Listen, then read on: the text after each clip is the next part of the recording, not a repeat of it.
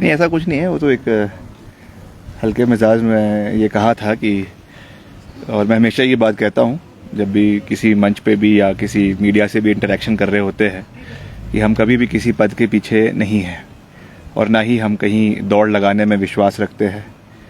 मैंने तो सिर्फ इतना कहा है कि हमारे परिवार को जब भी कोई जिम्मेवारी दी है, कोई चुनाव लड़ने के लिए कहा है, कोई चुनौती दी है, तो पार्टी के लिए हर चुनौती को हमने स्वीकार किया है और उसको कभी भी किसी पद के लालसा से स्वीकार नहीं किया है। केवल पार्टी को मजबूत करने के लिए स्वीकार किया है और आने वाले समय में भी हमारा ये नज़रिया है कि हम केवल पद को जो है वो एक ज़रिया देखते हैं लोगों की सेवा करने के लिए। और मैंने पिछली बारी भी इंटरेक्शन में ये कहा था कि इस घर ने, हॉली लॉज ने बहुत सालों तक जो है वो सत्ता देखी है, इसलिए हम कोई सत्ता के पीछे या उसके लालच में या उसके लोभ में कोई उसके पीछे नहीं है।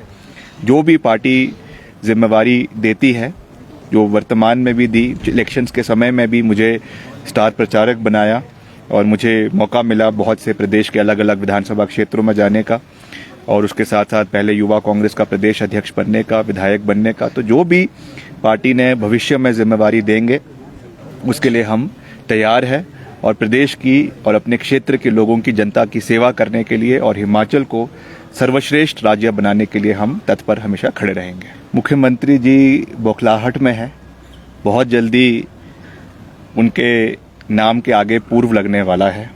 कुछ ही दिन की बात रह गई है, हफ्ते भर की बात रह गई है। तो मैं मुख्यमंत्री जी से यही विनम्र निवेदन करूंगा कि धैर्य रखिए। प्रदेश की जनता ने अपना निर्णय ले लिया है, उसका जो रिजल्ट्स है वो 8 दिसंबर को आएंगे और प्रदेश में किस ओर हवा चल रही है वो प्रदेश के सब लोग उस चीज़ को बहुत अच्छे तरीके से जानते हैं। अधिकारी समझ चुके हैं, प्रदेश के हमारे पत्रकार बंधु समझ चुके हैं, कर्मचारी समझ चुके हैं, मगर मुख्यमंत्री जी को समझ क्यों नहीं आ रहा है? या तो उनकी जो खुफिया तंत्र है वो पूरे तरीके से फेल हो चुका है या फिर उनको लुभाने के लिए गलत रिपोर्टिंग जो है उनका खुफिया तंत्र कर रहा है, ऐसा प्रतीत होता है। मगर उनकी सारी गलतफहमियां 8 दिसंबर को साफ हो जाएगी जब प्रदेश में पूर्ण बहुमत की कांग्रेस पार्टी की सरकार जो है वो बनेगी।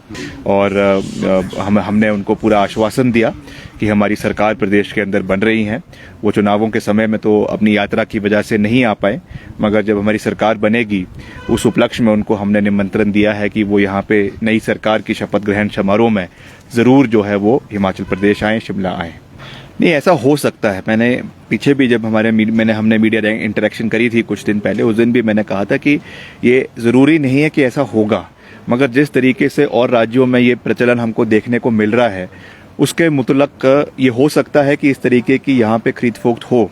मगर हमें पूरा विश्वास है कि हमारी जो है वो 2/3 की बहुमत के साथ कांग्रेस पार्टी की सरकार बनेगी। मगर अगर तब भी कुछ 19-20 का अगर फ़र्क रह जाए तो उसके लिए भी हम पूरे तरीके से तैयार है। जो हमारे आज़ाद प्रत्याशी है उनके साथ भी लगातार पार्टी का शीर्ष नेतृत्व उनके साथ भी वार्तालाप कर रहा है, जो बागी प्रत्याशी है उनके साथ भी वार्तालाप हुआ है। और वैसे तो हमारी पूर्ण बहुमत की सरकार बनेगी, मगर अगर आवश्यकता पड़ती है तो उनके सहारे से भी हम सरकार बनाने के लिए पूरी तरीके से तैयार है। मगर भाजपा इस तरीके के हथकंडे अपनाती है, ईडी है, सीबीआई है, इनकम टैक्स है, हो सकता है उसके दबाव से वो कुछ ना कुछ करने का कोशिश करे।